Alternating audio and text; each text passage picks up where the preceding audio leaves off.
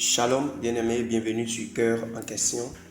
La question du jour est comment savoir si ce qu'il ressent pour moi ou ce qu'elle ressent pour moi, c'est du vrai amour.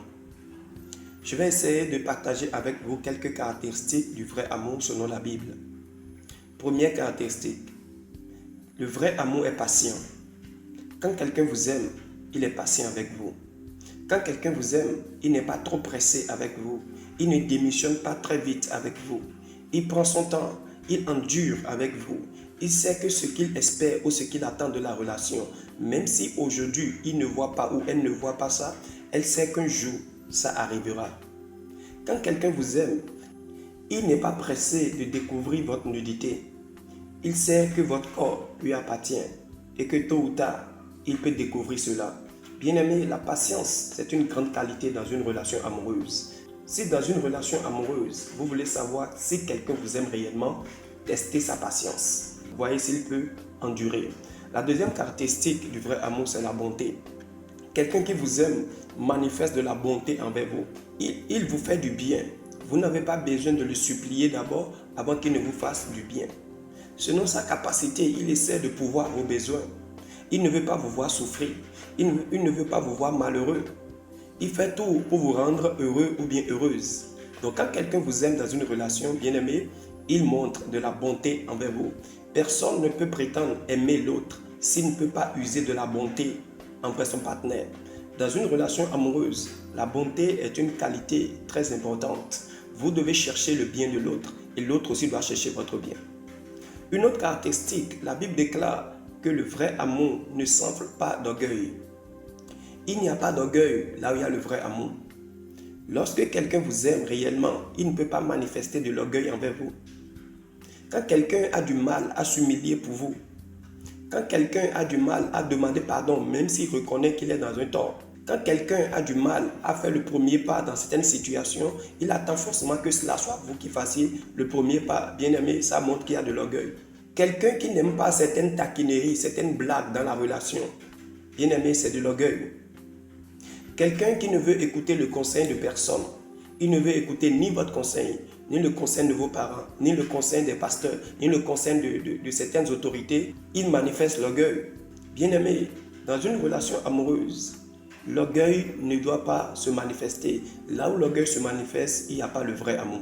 Une autre caractéristique du vrai amour, la Bible déclare que le vrai amour ne cherche pas son propre intérêt. Lorsque vous êtes dans une relation et tout ce que votre partenaire fait, c'est seulement dans son intérêt à lui. Il ne regarde pas votre intérêt. Des fois, il ne se met pas à votre place pour prendre des décisions. Et toutes les décisions qu'il prend, ce n'est que dans son intérêt, dans son avantage.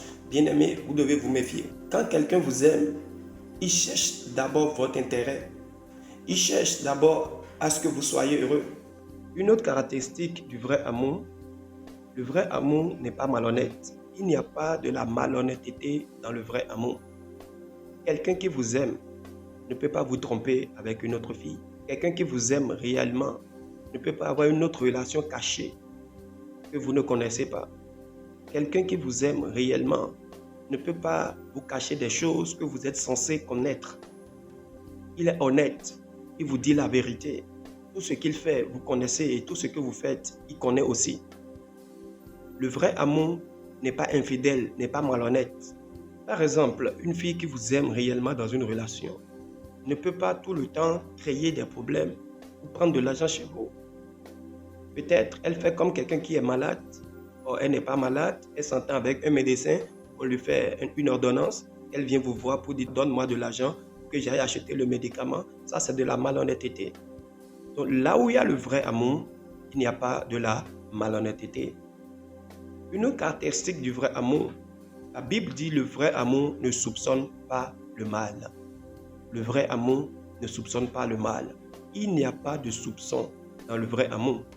Il n'y a pas de doute dans le vrai amour. Quelqu'un qui vous aime réellement ne doit pas être en train de vous espionner tout le temps. Il veut savoir ou elle veut savoir tout le temps avec qui vous écrivez. Il veut savoir qui vous a appelé au téléphone ou elle veut savoir tout le temps qui vous a appelé au téléphone. Tout le temps, elle est en train de fouiller dans vos secrets pour voir s'il va découvrir quelque chose de mal. Le vrai amour ne soupçonne pas le mal. Quand il vous appelle ou elle vous appelle une fois, deux fois, et vous êtes occupé, vous n'avez pas décroché votre téléphone, déjà c'est que vous le trompez ou vous la trompez. Le vrai amour ne doit pas soupçonner le mal. Dans un vrai amour, il y a la confiance. Et pour finir, le vrai amour ramène à l'ordre. Si quelqu'un vous aime réellement, il vous ramène à l'ordre chaque fois qu'il vous voit dans l'erreur. Il le fait avec douceur. Si quelqu'un vous aime et qu'il vous voit en train de faire le mal, et au nom de l'amour qu'il a pour vous, il ferme les yeux ou vous encourage dans le mal, cette personne ne vous aime pas. Il y a un adage qui dit, celui qui aime bien châtie bien. Alors, bien-aimé, voilà quelques caractéristiques qui démontrent dans une relation que ce qu'il ressent ou ce qu'elle ressent pour vous, c'est du vrai amour. Toutefois, bien-aimé, ce n'est pas parce que vous voyez ces choses dans la vie de quelqu'un que tout de suite, vous allez vous abandonner à 100% dans la main de la personne. Quelqu'un a la capacité d'imiter ces choses juste parce qu'il attend quelque chose de vous, parce qu'il veut tromper votre vigilance. C'est pour ça, bien-aimé, il est très important que pendant que vous êtes dans une relation amoureuse, vous puissiez régulièrement prier pour votre partenaire. Vous devez régulièrement présenter votre partenaire à Dieu dans la prière pour que Dieu vous révèle réellement ce qu'il y a dans son cœur. Car il y a une personne qui peut maîtriser le cœur de l'homme, c'est Dieu. Vous devez régulièrement vous tourner vers ce Dieu pour qu'il vous révèle vraiment qui est votre partenaire et qui vous avez en face de vous. Vous ne devez pas négliger la prière.